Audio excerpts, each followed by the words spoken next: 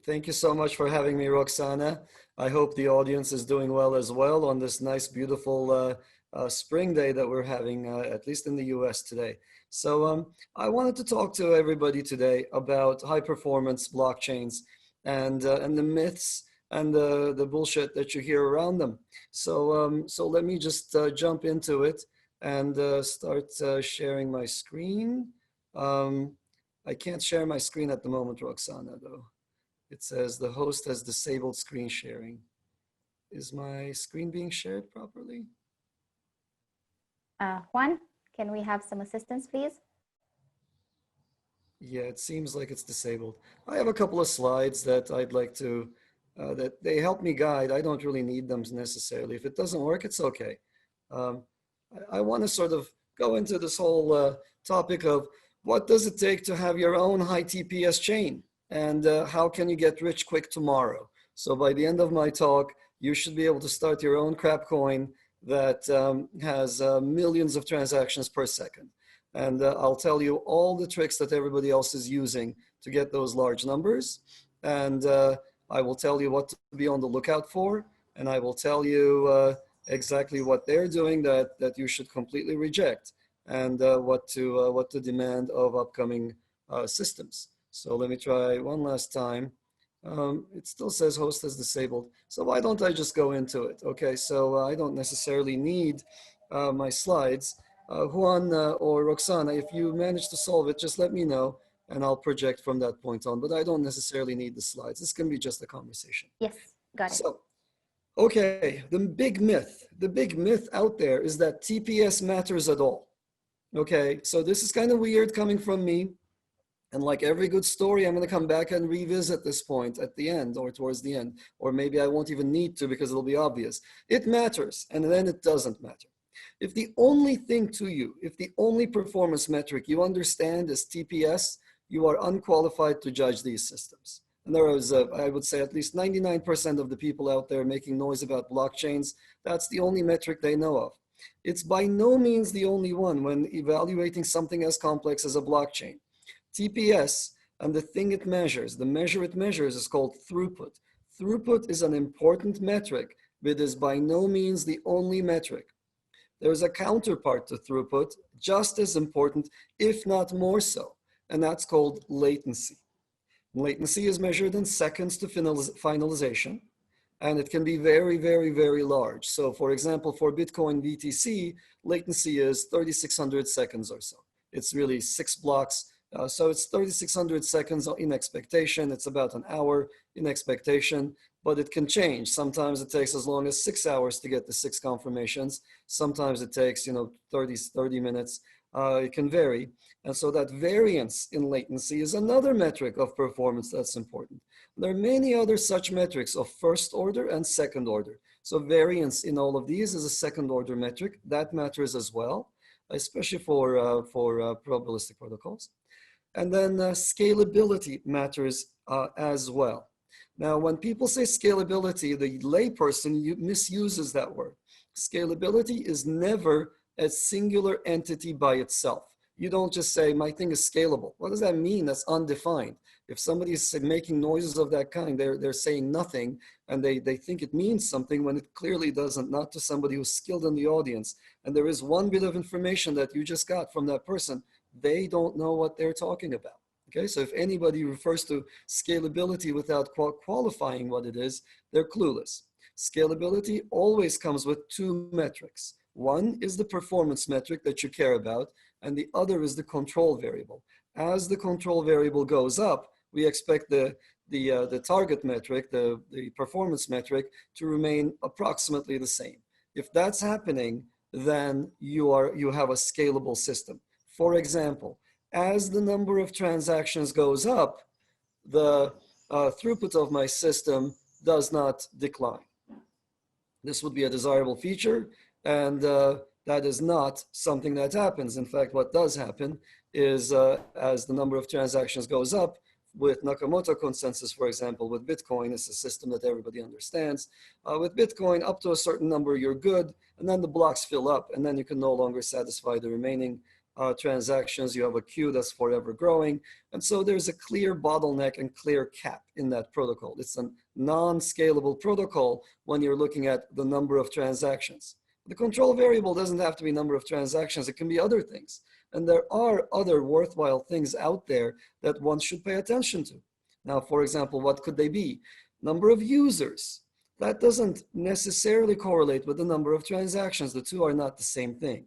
As the number of users goes up, you want your system to scale. The Lightning Network, for example, almost always measures its performance, its scalability in the number of transactions. Why? Because there they have an advantage. But they are absolutely abhorrent when it comes to onboarding users because they have to be on chain. So if you want to onboard a small nation, it will take you several months just to get everybody on board the Lightning Network. Well, that's not a good starter. It's in fact a non-starter in my book. It's a non-starter in the book of many techies who understand this stuff. It sells well to the audience that wants to hodl a coin and just not use it. But if you're trying to make a case that this coin could be used and all you've got is a system that scales in the number of transactions, but not in the number of users, you've got a dud in your hands, okay? Now, there's one other metric that's absolutely crucial that I've never heard anybody other than me mention. And that's an interesting one. It's the number of participants in the protocol. Now, the reason why I haven't heard anybody other than me mention this is because everybody other than I has a protocol that doesn't scale well at all in the number of participants.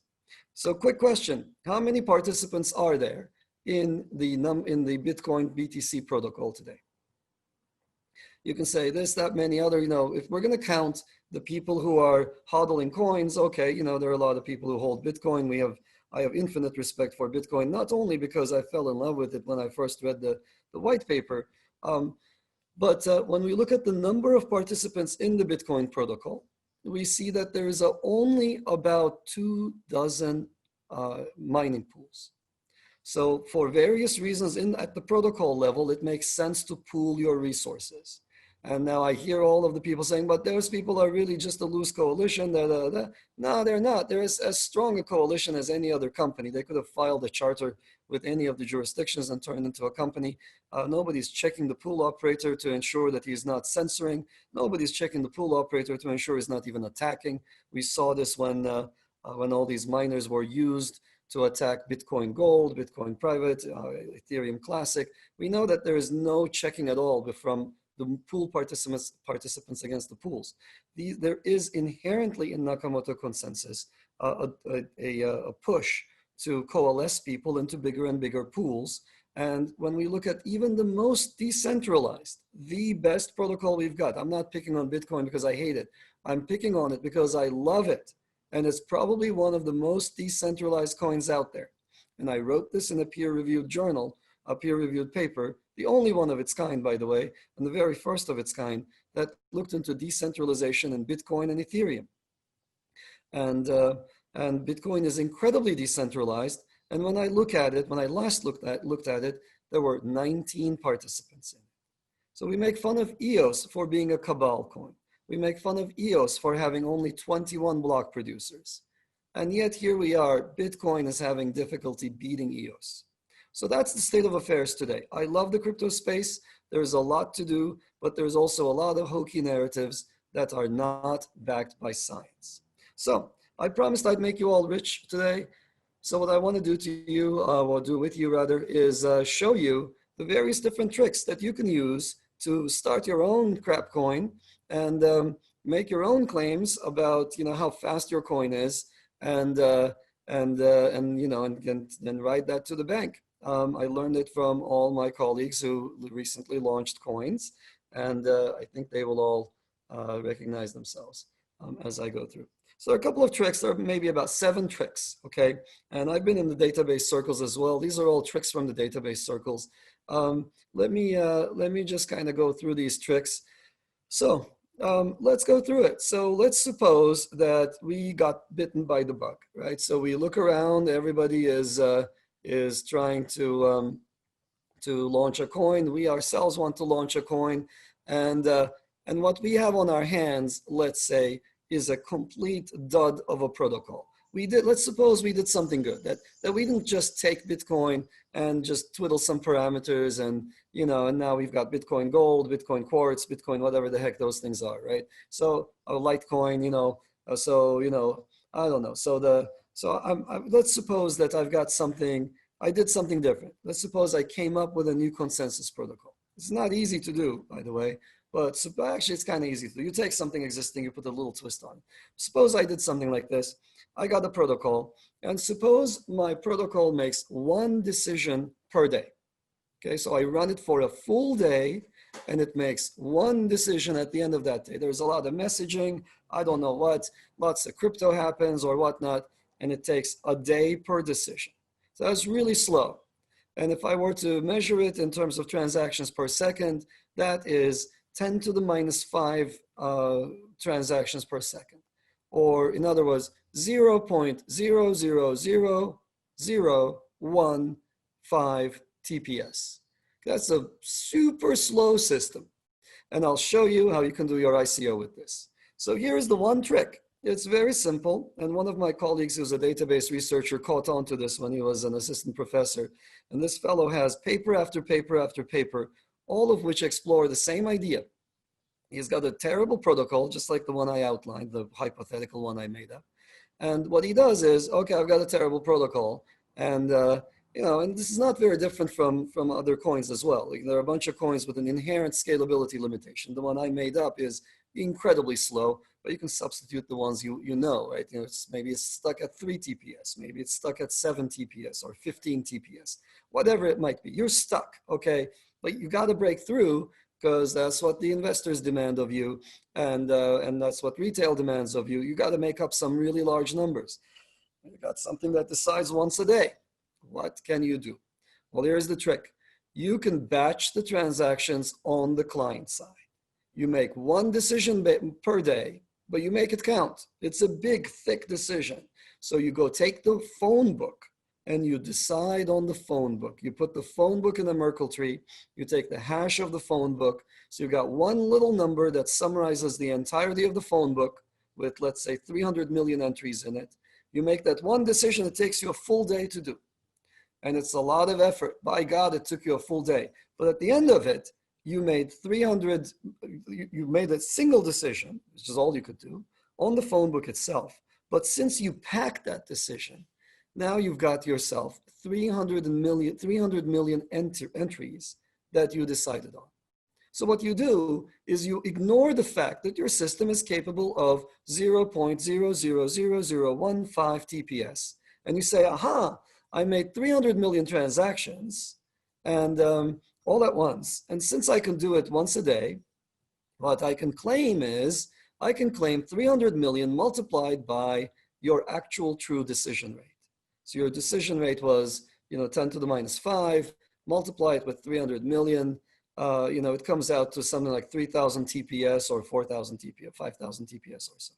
So you see the trick. It's the world's dumbest trick. And look around you, quite a few of the newly hatched coins are doing this. When somebody comes up and says, I can do 1 million transactions per second, you just got to kind of look sideways at them and say, well, how are you doing that? How are you counting that?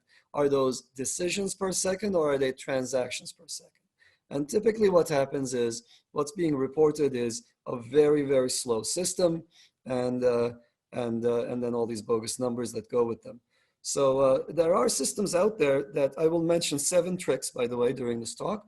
There are systems out there that have explored all 7.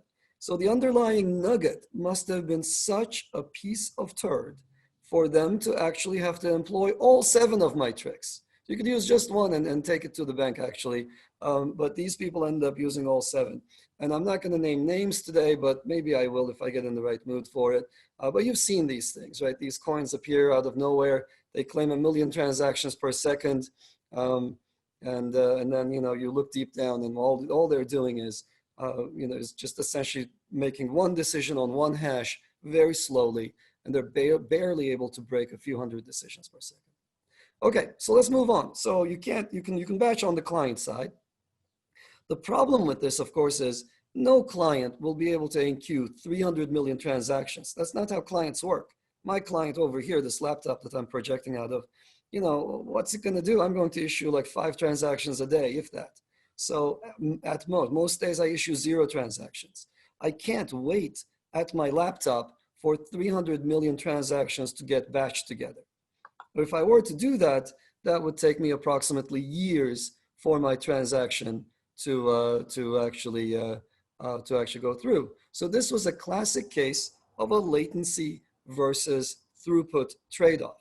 Somebody traded your latency to buy things for, you know, in order to get throughput numbers that look good on paper but are absolutely meaningless and absolutely undesirable. If they're doing client-side batching to fluff up their numbers, you want to run the other way. If you're holding their tokens, dump them because they're liars. They were lying to you about exactly how the system got built up. All right, so what do? Now your customers are waking up to this fact. They're like, dude, I've been waiting at the coffee house. You know, we can disagree with Giacomo on whether or not you want to use the chain for paying for coffee. I think you should. There are lots of other things you can use the chain for. You need to be able to cut things out of the chain. You don't necessarily have to wait for verifying the entirety of the chain, but you want to see everything on chain. If you ask me, that's what I'm starting from. And I don't want to be beholden to any third parties. Oh, that should probably be trick number 8, by the way. But anyway, suppose your clients are waking up to this fact. They don't want to be sitting there for years until they generate millions of transactions. They want to submit what they've got.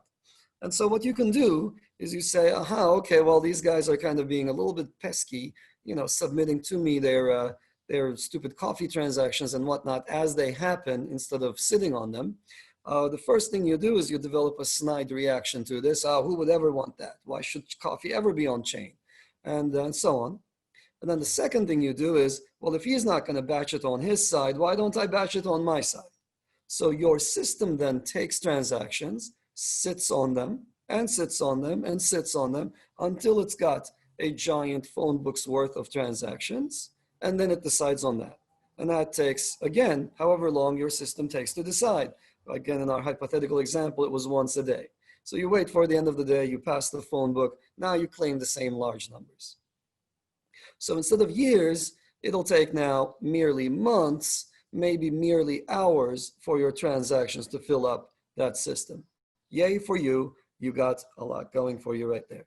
So, I mean, if this is the tricks, if these are the tricks, then you will find that these people will make really large claims when they have control over the entirety of the conditions for measuring their system, and their claims fall apart the moment other people can measure them.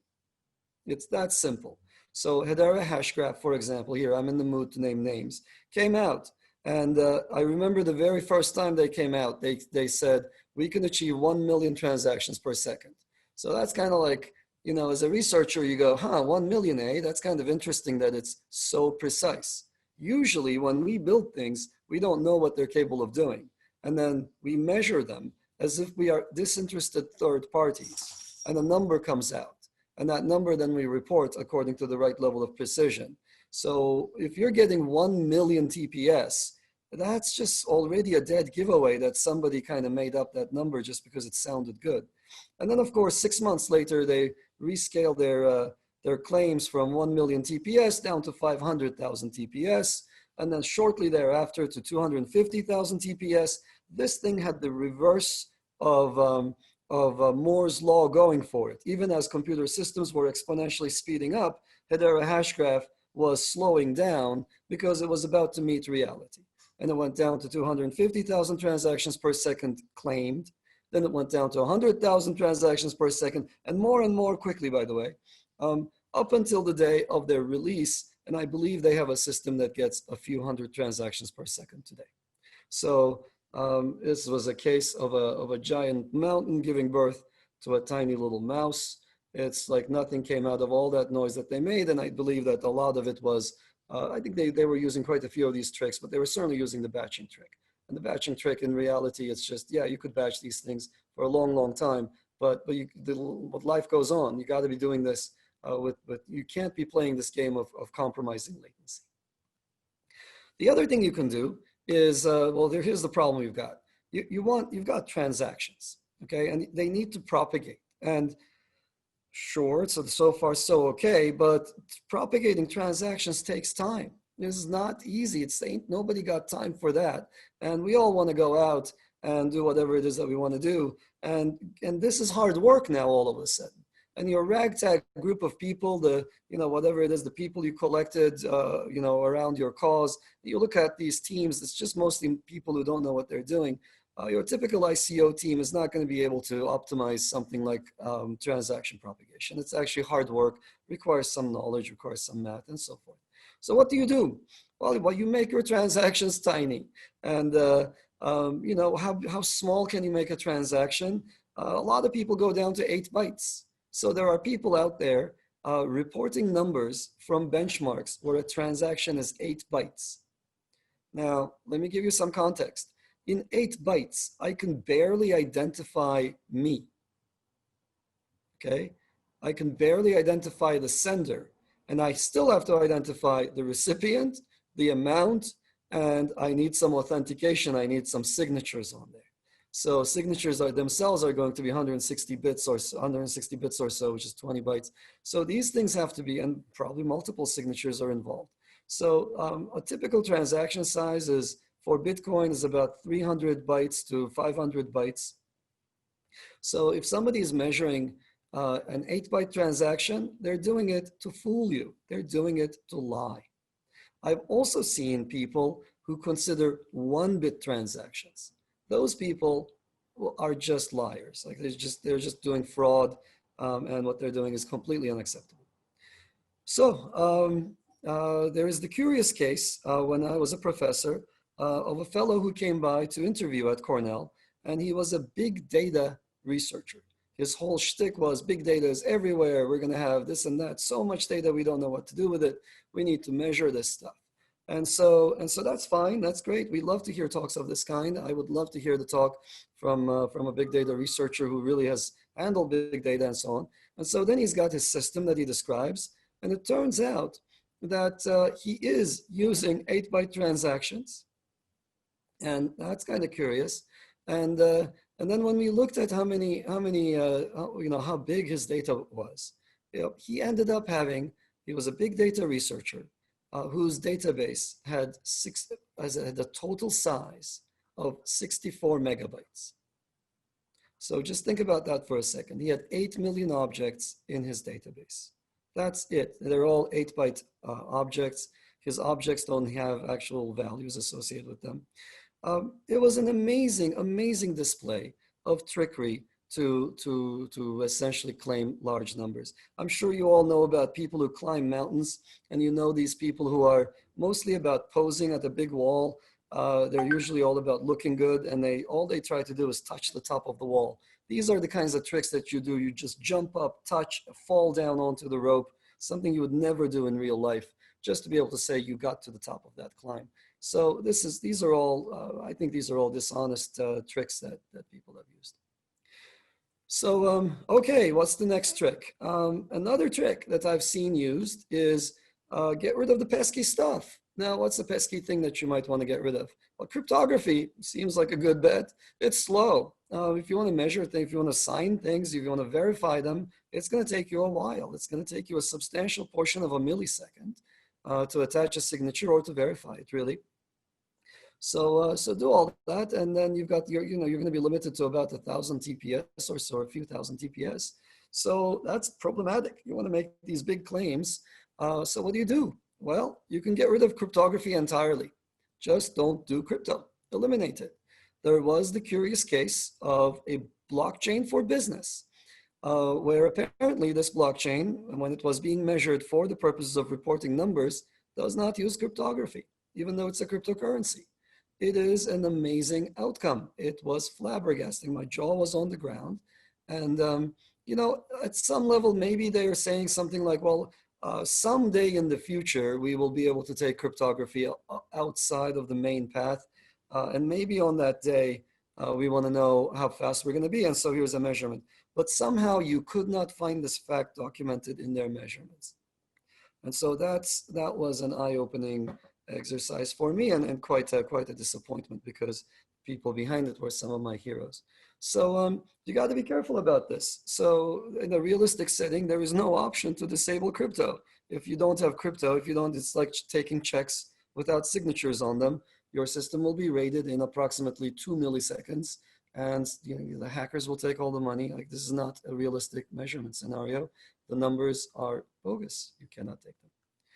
Trick number 5. What else can you do? Change the workload. So we want to build systems for worldwide value transfers. This leads to complex transactions with multiple inputs, multiple targets, and change addresses and the like. And of course, all that takes time. And you can't get really large numbers if you waste time on realistic things. So what people do is they measure things like Alice pays Bob the exact amount with no change, and then Bob immediately pays Alice back and forth and back and forth forever, like in the famous movie. That benchmark is worth exactly how much that material was in that famous movie that I'm referring to, if you know what I'm talking about.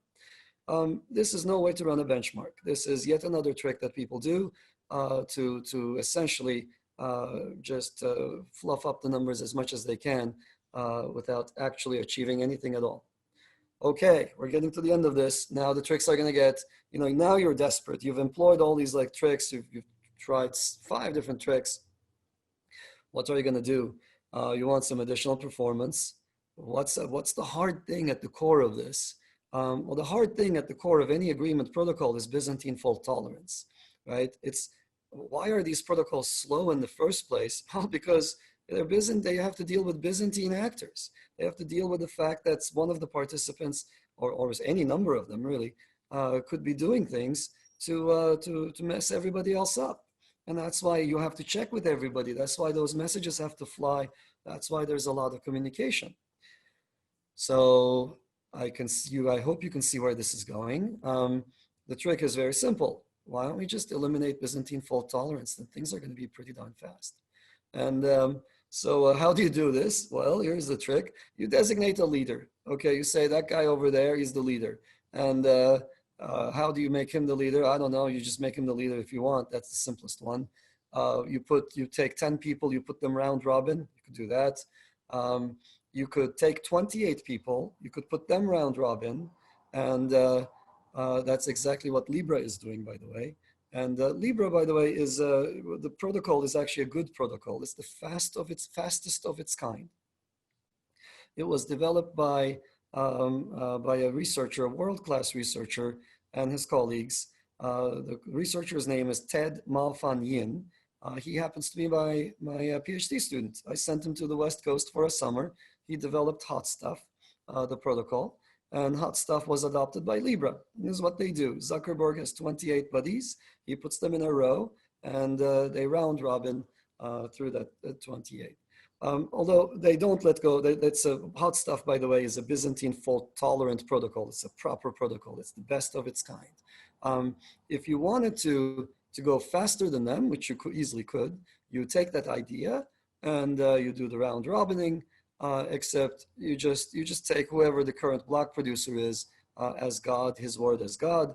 You don't have to do any cross-checking or validation, and you go super freaking fast. And am I going to name names? I'm in the mood of naming names, but let's not name, let's not name Solana's name so much. Maybe we love them. We love the team. I love the team. But I don't believe that it's Byzantine fault tolerant. It's essentially everybody trusts what the leader will do. And if the leader is evil, he can fracture that system in no time. So what's next from this? Right, so if you get rid of Byzantine fault tolerance, you can be very, very fast. There have been many other, many consensus protocols or claimed consensus protocols that let go of consensus in some fashion. They either let go of the Byzantine aspect of Byzantine consensus. We've also seen cases where people get kind of sloppy around the edges and they don't handle every corner case. So there are cases where the leader dies, and electing a leader is tough, and getting the code right for it is going to be doubly tough. So if you use standard protocols, it can take n-cubed messages, and writing that code is really hard. So one of the world-class researchers that I work with, worked with in very close proximity for years, everybody knew for the longest time that his protocol was broken, that if the quorum failed, then it would not be able to elect a new quorum. And somehow that just kind of got unchecked. And people just make these claims. You just let go of one of the central aspects of the problem domain. Of course, you get speed, but you've also got a crap coin in your hand. All right. What's next? Next thing you can do is sharding. With sharding, anything is possible. So what is possible? You've got a very slow chain.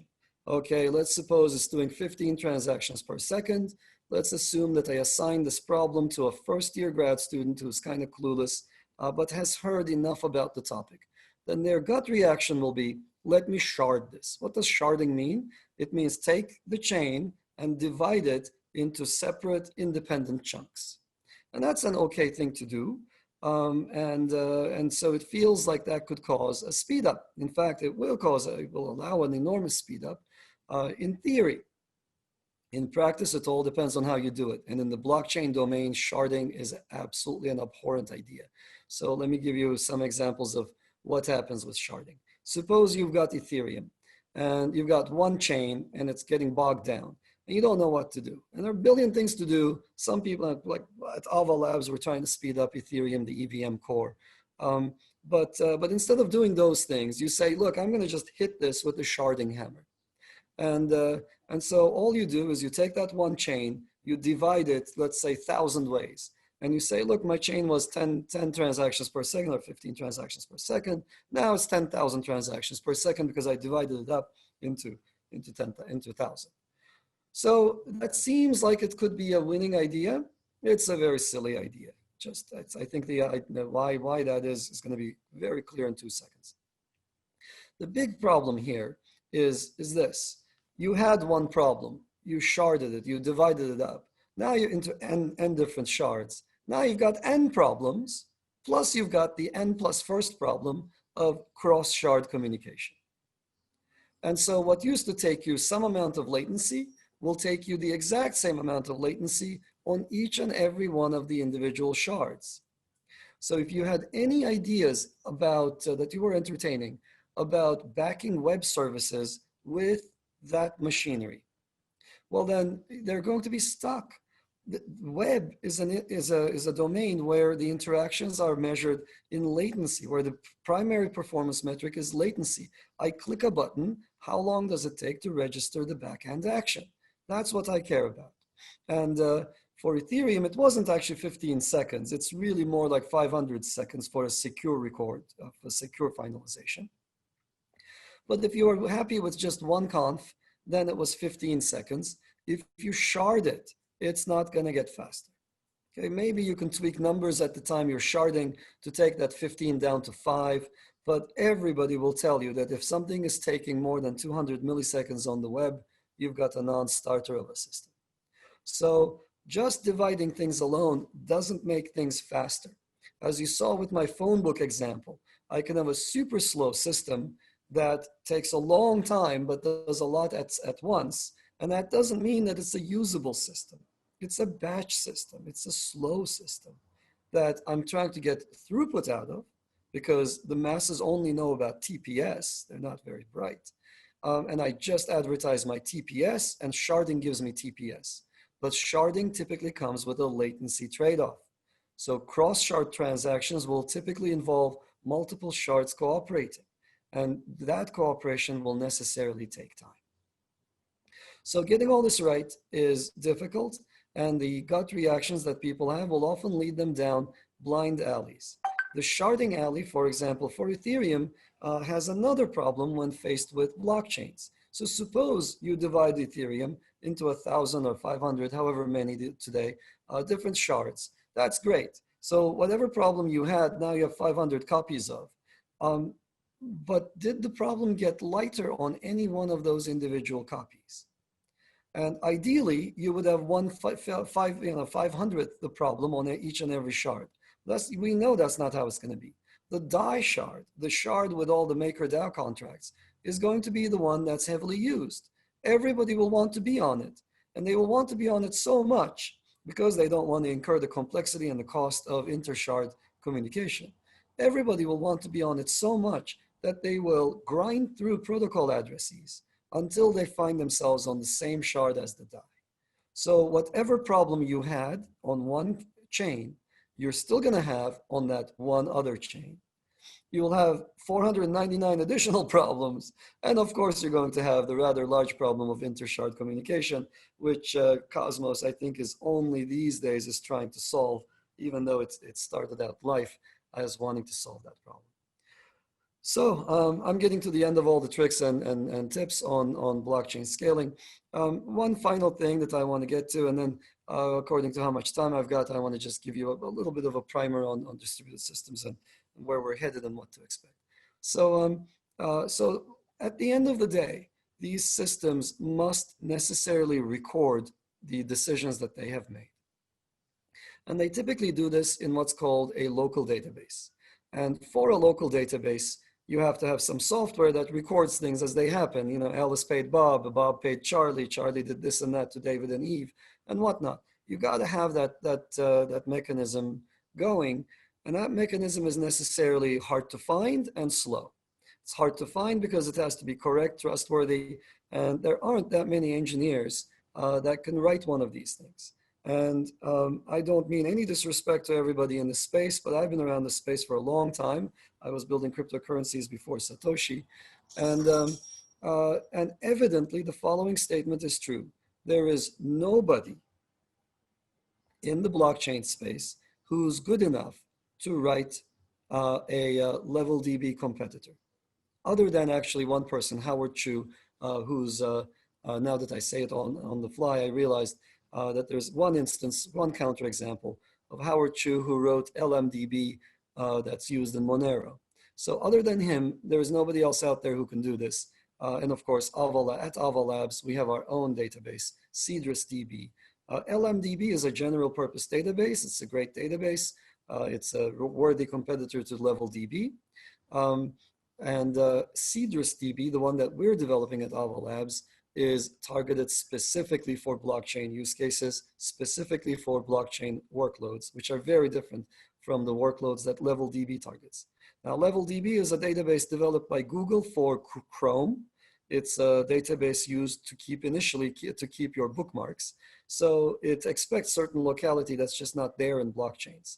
And but that's the one that everybody uses. That's what Bitcoin uses. That's what Ethereum uses, and so forth.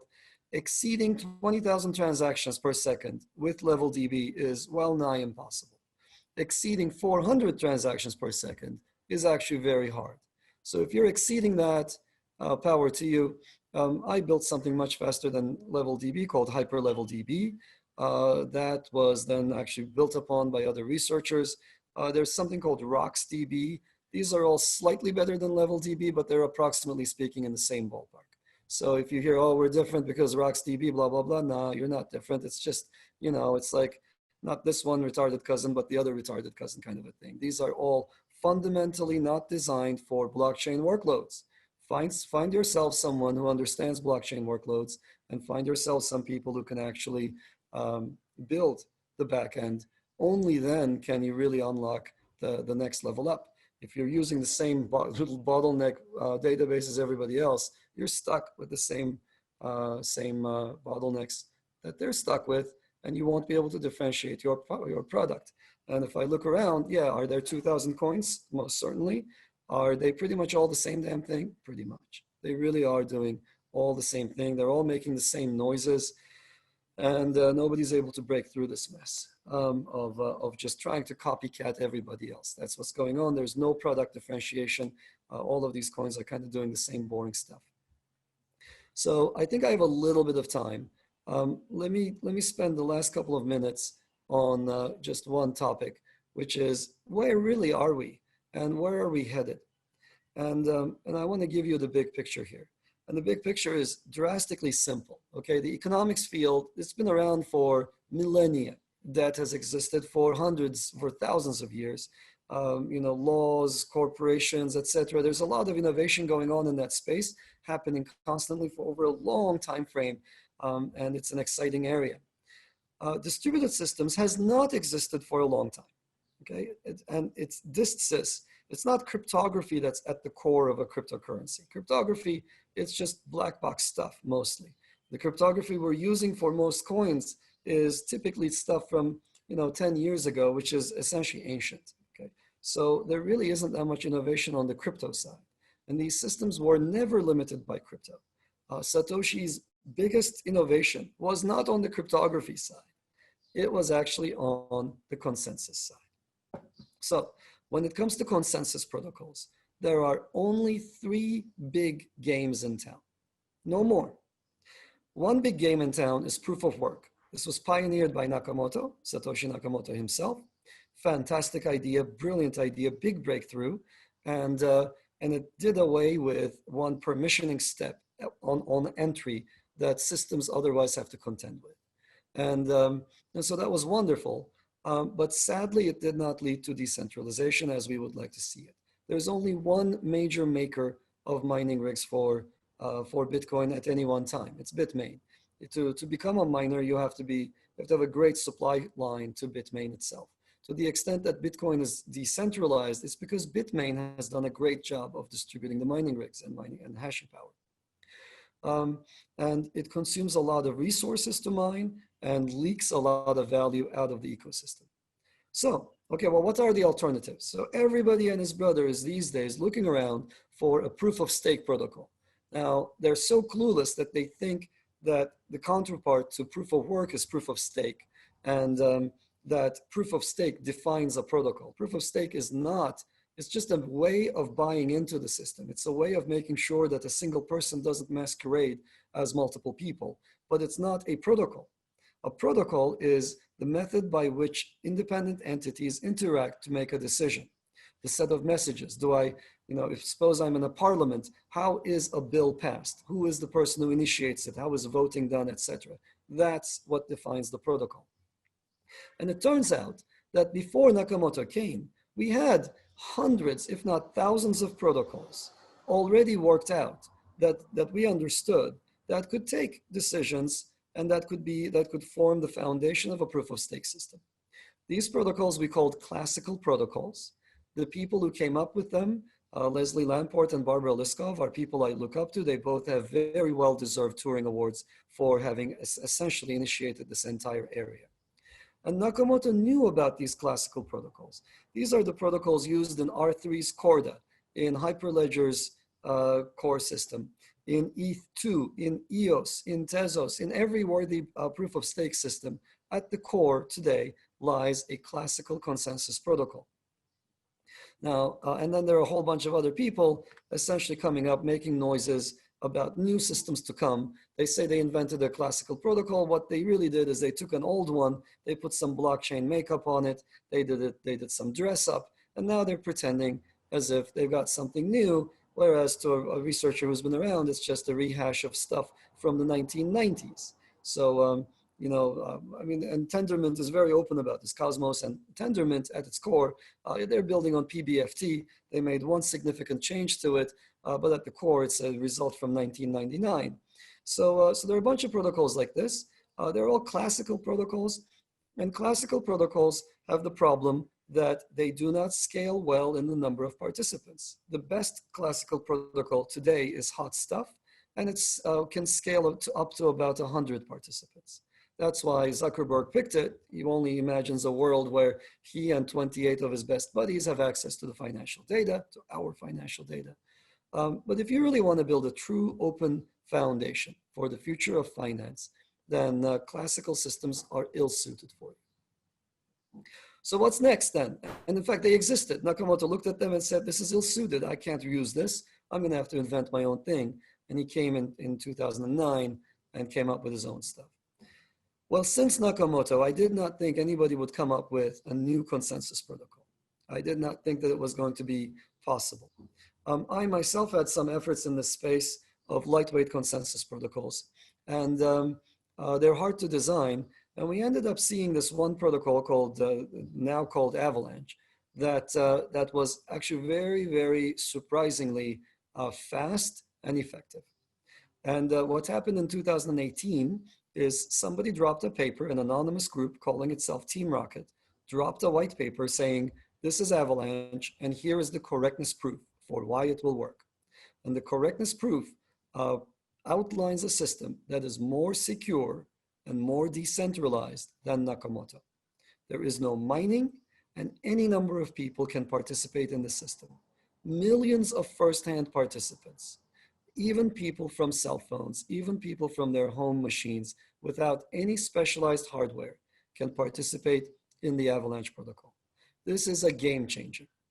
The protocol is efficient. There is no leak out of the ecosystem. And the communication pattern it requires is drastically different from classical protocols. A node does not have to hear from every other node. This is the cornerstone of classical protocols. In Hedera Hashgraph, in EOS, in you name it, ETH2, etc. A node that's validating a chain has to hear from order n of the nodes that are validating the same chain. So if you're validating a shard in ETH2, you have to hear from 2/3 of the shard participants. Not true for Avalanche. So in Avalanche, any number of people can participate. You send a few hundred messages, and magically, at the end of essentially a few dozen, one to 2 dozen rounds of communication, where in each round you contact 5 to 10 people, you can end up being very, very, very, very highly assured that even in a big network of 100,000 or more participants, you can that you have taken the same decision. That network can grow to millions, and you go from repeating the protocol instead of 17 rounds, you go to 18 rounds or 19 rounds. But a small increment allows you to improve your system drastically. If I could project my screen today, I will try it one last time. I would show you how fast this thing is, just so people understand the latencies involved. Yeah, it's not letting me share it, sadly. But the latencies involved, we always say 1 to 2 seconds. That Avalanche will take 1 to 2 seconds. And I urge you to go play with it. I urge you to apply the following test also when you are evaluating teams. Our actual times taken on our testnet is 100 milliseconds. So what most people do is they make these far-fetched claims far away from what they're capable of doing. We're doing the opposite thing. We're trying to tamp down the expectations from what's actually achieved in the network to a far, far safer, slower for us, worse for us announcement that we know we can live with. That even no matter what happens to the network, we'll be able to abide by 1 to 2 second delays, we believe. So this is, it's an amazing breakthrough. If you see it in action, it's amazing. There's a video of me that I shared, since I can't share anything here on this call. There's a video of me that I shared on Twitter where I sent some money from a faucet to my wallet, and it's just like 3, 2, 1, bam, it's done. Like snap of that. That's clearly 200 milliseconds or so. So it's faster than that to send money and to finalize. So what takes an hour for Bitcoin, that's how long it takes for us. So it's finalized, immutable after that. And a second aspect of Ava that's kind of exciting is for people who are used to the permissioned versus permissionless dichotomy. There are a lot of people out there who love permissionless networks, myself being one of the chief people in there. But there are also other people out there who like permission networks, especially enterprises. If you're at an enterprise listening to this and you want to issue your own coin, you want, typically your boss will tell you that they want to have control over the full lifetime of the life cycle of that asset that you're issuing. So it's reasonable. Or if you think about an IoT firm, suppose you're, some giant IoT firm, you control the world's, I don't know what, parking meters or whatnot, something like that. And you want to back it by a blockchain. You want to open up your system. Well, can you do that with an open system? You can't really. A permissionless system isn't good for you. Why? Because you don't know when it's going to be up. You don't know when it's going to be down. You don't know what's going to ail it. You want to have some control over the network participants. But how do you achieve that control? Well, then you suddenly find yourself going into this other camp where the entire network is permissioned and you have to create a consortium. You have to keep your consortium members happy. They end up getting exposed to the financial information or the behavior of your users. There's a whole bunch of privacy issues that you're going to have to contend with. The consortia is kind of like herding cats. They all fall apart, as we've seen time and time again. So what happens in practice? I think there have been more than 498 permissioned proofs of concept in the Fortune 500, top 500. And none of them have seen the light of day. There was only one. I think Burger King deployed Whopper Coin is the only one that was used at all in a real setting. Whopper Coin used one of my protocols as well. It used Bitcoin NG, by the way, on the Waves platform. And it was deployed in Europe and Russia and so forth. And it's kind of neat. It's the only one case. So permission systems don't really work. What AVA does is it actually gives you a middle ground, a whole spectrum between permissionless and permissioned. You can create any number of assets on AVA. You can have these assets be backed by any virtual machine you like. You like the Bitcoin behavior, you can have the Bitcoin virtual machine. You like the Ethereum behavior, you can have smart contracts with the EVM. We support it right now today. You prefer WASM, we'll support WASM at some point, as I've alluded to in past talks. You want some other virtual machine, you can have that. So that's good. And it goes one level up and it says, you also get to determine the participants who validate your asset. So you can say something like, I'm going to issue this coin. It corresponds to real estate in Brooklyn.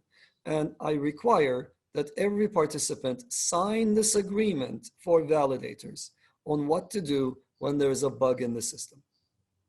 And you can do this on AVA in a very straightforward fashion without having to know who the participants are, without having to coordinate with them, without having to start your own consortium, without having to create your own permissioned system. That network you create can be private if you like, kind of like a permission setting, or you can make it semi-public. You can pair with other firms. You want to swap your Brooklyn real estate for gold coins in Switzerland, you could do that. Or you could connect it to the public AVA network. And you can do all this without having to ever convert to AVA the coin. So, so you don't have, you're not beholden to a state of affairs where you have to necessarily, we don't have AVA injected into every single transaction. We don't need to. We think it's going to stand on its own and doesn't need these artificial ways of creating value. So this is an amazing big breakthrough, if you ask me. In retrospect, it's going to be obvious why it's essential. At the moment, to a lot of people who are currently steeped in Bitcoin, they're going to be like, why would you need that? Even Ethereum people who, the Bitcoin people also look at Ethereum and say, why would you need Turing completeness? That's silly. Why would you ever change the virtual machine? What Satoshi gave us is sufficient for all value transfers. And Ethereum says, look, we're not doing necessarily just value transfers. We're doing something bigger, better. And for that, we need to add Turing completeness and to the virtual machine. And AVA is saying, we're not only doing that. We're not only giving you the ability to have any number of virtual machines, including the EVM, but we also give you control over the network. This is a big deal, especially for enterprises. It's a big deal when I go on Wall Street and I talk to people who have assets on their balance sheets that they want to sell globally, especially in these current times. They want to reach, they want to expand their reach, and they want to get their assets out in a broader set of hands. Well, then the main way to do that is or the only way to do that at the moment is by using a protocol that gives you control over the network. We're very proud of what we've built at AVA. So AVA is coming up in about a month or so. There's going to be a public sale, and we're very excited. The coin is ready. There's currently a testnet. You can go to avalabs.org and take a look. You can play with the faucet. We're giving away small testnet AVAs to people. You can see how fast the system is firsthand. If you're an Ethereum enthusiast, AVA supports the full EVM today. You can deploy smart contracts on the AVA platform today, and they operate super fast. So I hope I managed to show you some of the myths, and I hope I illustrated for you all the tricks you have to employ to deploy your token. And I hope I also gave you a glimpse of where we are, technically speaking, in the broad scheme of things in the 45 years that the distributed systems area has been around, where we are today and where we can expect to be. I'm super excited about the introduction of the Avalanche protocol. It changes the game. It is only the third time in 45 years that such a big thing is happening. I'm glad I was around for it. I'm glad I got to see it happen. So can't wait to see what the future holds for us. Thank you so much, Emin. Really amazing talk. I actually checked the Visa network has 65,000 throughputs per second and a speed of transaction of 1 to 3 seconds. I'm wondering, maybe before we end this presentation and pass it to the next speaker, can we ever compete with that? Sorry, so that is AVA. What the numbers you mentioned are the AVA network. So nice, nice to know. That's AVA. AVA has latencies of 1 to 2 seconds, and our current testnet has latencies of 6,500 transactions per second. In test conditions, I've seen us go up to 19,000 transactions per second. So these are really, really large numbers. And I remember I was in Malta. I was sitting with Adam Back, Peter Wulla, and a couple of the Bitcoin Core developers. And this was right before the blockchain debate really split up. And I remember Peter, whom I respect and like, looking at me and saying, look, we could make the block sizes bigger, but we could go from 3 TPS to, 9 TPS, make the blocks 3 times 12 TPS. But where's that game gonna end? We will never be able to reach Visa speeds. And I remember him saying this. And I looked at him and I was like, he's not wrong at all. Nakamoto will never be able to reach Visa speeds. It's just not possible with that underlying technology. So, and so we left it at that. And then the rest is history. Bitcoin blockchain, Bitcoin block size debate happened and there was a big split and so forth. I'm really glad about the current state of affairs, by the way. So BTC is doing what it does. And BCH is doing what it does, and they're perfectly fine, etc. What I think I ended up learning through this was I looked into the Visa speeds. Visa is doing 1,700 transactions per second on average. That's tiny. My testnet is faster than Visa by a factor of 3. So I'm so happy. I'm surprised. It's interesting that you messed up a little bit and you named the AVA numbers as if they're Visa numbers. You set me up so well, Roxana. Thank you so much. I am grateful to you. But I never thought anybody would be able to break Visa speeds. And also, of course, I should mention this. This should have been one of the tricks I named. The main trick that you can do is instead of measuring your blockchain in a distributed network, you measure it on your laptop. My laptop's pretty fast.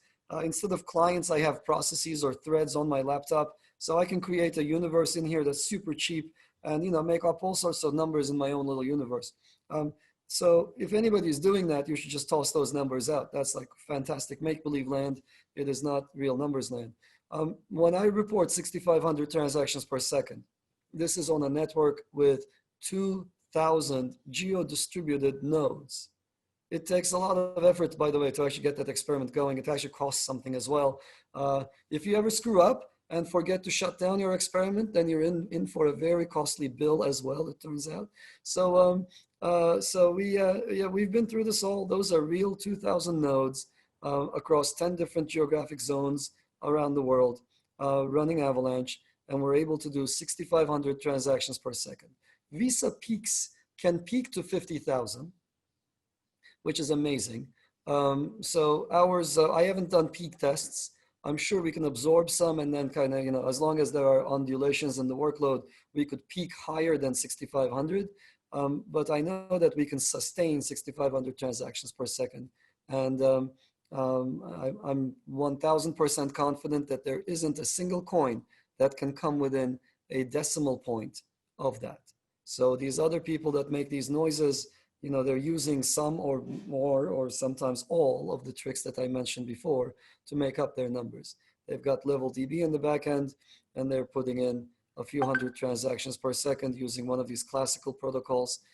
They're typically compromising decentralization, typically compromising latency, and the rest is history. None of, when you look at these coins to try to use them, you immediately see Hello, flaws. guys.